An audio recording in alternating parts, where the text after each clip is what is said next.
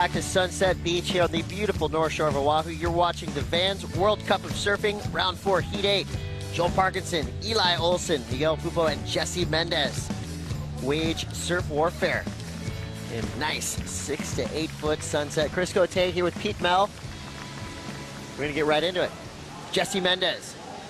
Now we could start talking again about QS ramifications. Jesse Mendes dodged a bit of a bullet yesterday, grinding through a tough heat. Go back to your abacus, Dr. Pete. How's Jesse Mendes looking in his quest for qualification? He's, like I said before we ended that last heat, it is essential that he gets through this one, as he found his way through a couple heats, but he's got a pretty high 5th throwaway score, so he needs to get into that quarter semis to really get himself a solid spot.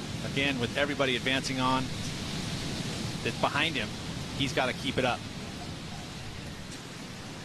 Had some big results. Always making it look so easy, like he's doing right now. In the barrel, out of the barrel.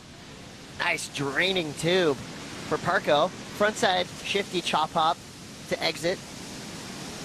I liked it. That would have been the best tube of my life, and Parko just kind of cruised through it. No problem. I think that Joel, from my kind of watching and understanding and just playing a bit of favorites, I think Joel's one of the best sunset surfers on the planet, because he just does it all. He's not scared. He'll go on the big ones. He knows how to ride the inside bowl. So smooth. 12 in the rankings before today started.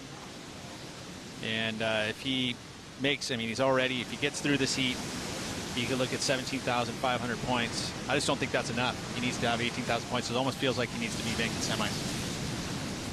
Well, Jesse Mendes might be feeling a little bit of pressure right now. Stunner finishes. Well, see his positioning, and he ended up picking another quality wave, whereas the other surfers who had priority didn't even get a wave yet. Here goes Eli Olson, current Hawaiian region champion. He gets around this wave, trying to get on the open face. Kind of a little bit of a wild ride in that white water. That could be a good play for him, positionally speaking. And now Mendes, you gotta wonder what's going on in the mind of these two goofy footers, Miguel, Jesse, and then Eli Olson, who's got his first wave, but nothing really went his way on that wave. Well, and Jesse, let's take a look first at Eli's first wave here. I love how he does always his face swipe. Watch, he does it again here after this turn, swipes his face, make sure it's all clear as he gets around the bottom turn. Once he gets there finally, not a whole lot of wall, so just a little quick turn and then kicks out. So it'll be a mid-range score for Eli. And then Mendes, we'll take Parko on the next one, trying to better a 4.23. But even on a bouncy wave, that had so much bounce in it. But you see how he just absorbs everything with his knees? He just takes it and absorbs it. Like he has the best shock absorbers ever. Can I just do one of those turns? Adding throughout the day for Gabriel Medina, just soaking up the knowledge of Sunset Beach. Here we go, our first real look at Miguel Pupo. Nice.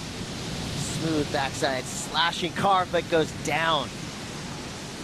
Speed bumps in the road. That's like riding on the bike path at night sometimes. Those speed bumps will sneak up on you and buck you right off your bike.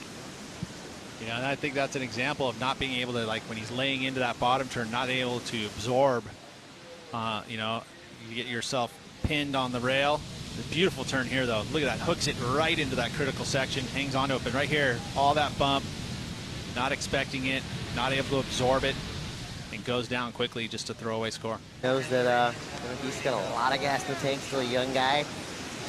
Will be back to compete in 2017 on the QS Series. Jesse Mendes, where will he be in 2017? These turns will dictate that. Second snap, kind of tentative. Third one, aggressive, but disastrous. So, say 2 decent turns out the back for Jesse Mendes, but of course, he only needs a 2.72. So in a low-scoring heat, take what you can get. I would have liked to seen him make that third heat, that third turn, and really kind of solidify that score for the judges. But here we go. This was a great opportunity for Jesse. Again, gets the nice hook snap there.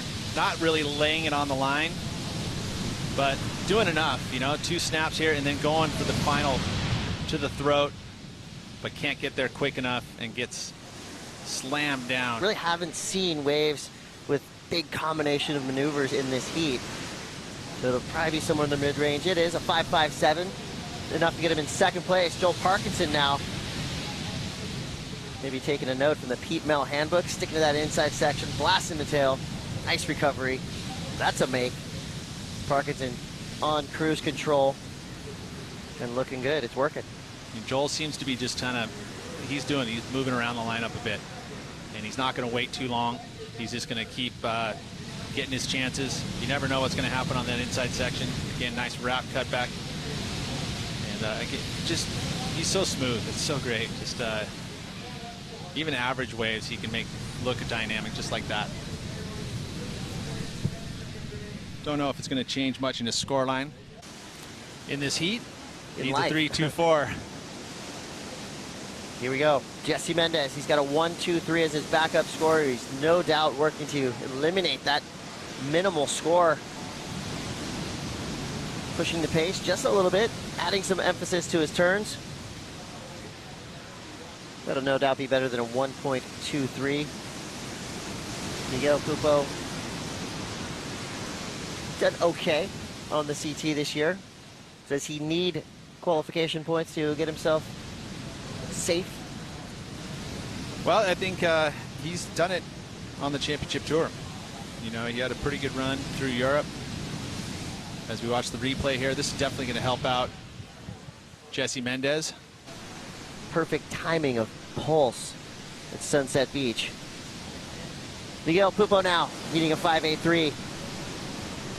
Got a great wingspan on him. Nice bottom turn into a not so nice foam snap, but a nice recovery. Now he finds himself in the inside foamy section. Now that was a big, beautiful snap with a not so good finish. You got to ride out. Doesn't count. Yeah, a little out of control on that one. You know, if had he pulled that last move, though, it probably would have been a pretty good score.